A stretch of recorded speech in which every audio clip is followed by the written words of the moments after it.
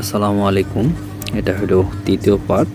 তো এটা মনোযোগ সহকারে দেখবেন। এটা হলো ফাইনাল পার্ট, এরপরে কোনো পার্ট হবে না। তো ফিনিশিংয়ের পরে কাজটা ঠিক এরকম দেখাবে। তো এটা হলো কার্পেট, পরেরটা আর কি।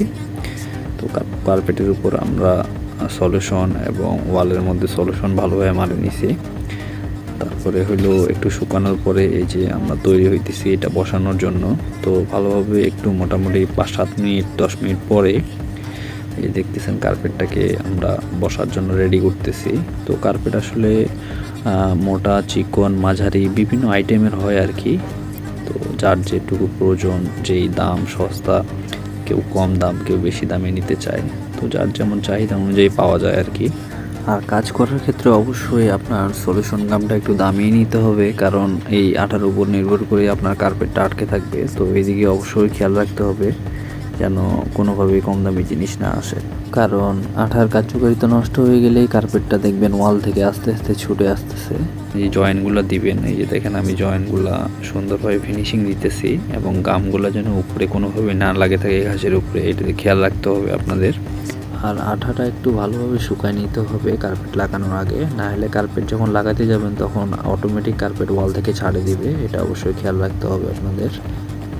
তো এটা হলো কাটিং করছে আমি এসির উপরে, এই যে এসির উপরে কাটিং আছে, এটা আমি ফিতা দিয়ে মাপ দিয়ে কাটিং করে নিছি এবং আঠাটা উপরে মারে নিছি। তারপরে খালি জাস্ট চায় বসাই দিলাম। এখানে শুধু এটুকুই কাম, আঠাটা আপনি ভালোভাবে মারবেন এবং যায় খালি বসাই দিবেন। তারপরে নেক্সটে কিছু কাজ আছে, হইলো আপনি ভালোভাবে এটা ফিনিশিং দেওয়ার পরে এটাতে মারতে হবে হলো তার কাটা। তো এটার জন্য আপনি 2 ইঞ্চি স্টিল তারকাটাও মারতে পারেন, 1.5 ইঞ্চি স্টিল তারকাটাও মারতে পারেন। যদি আপনার আঠার কার্যক্ষমতা নষ্ট হয়ে যায় তাহলে এই স্টিল তারকাটার উপর দিয়েই আপনার এই কাজটা আটকে থাকবে। তো এটা খেয়াল রাখতে হবে, স্টিল তারকাটাটা আসলে খুবই গুরুত্বপূর্ণ। তারপরে হলে ফিনিশিংয়ের উপরে, ঘাসের উপরে যে পাতাগুলো দেখতেছেন, এই পাতাগুলা বসাইতে হবে। তো এই পাতাগুলো বসানোর উপায় হলো যে আপনি সিম্পলভাবে এটা পাতাগুলোর মধ্যে আপনার তারকাটা মারা জায়গা আছে।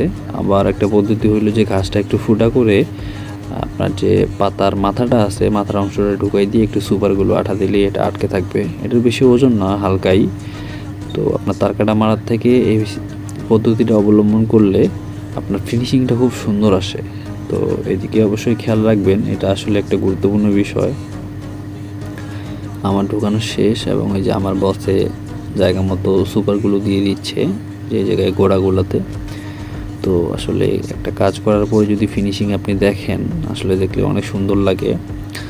সুবহানাল্লাহ, আমার কাছে অনেক ভালো লাগছে কাজ।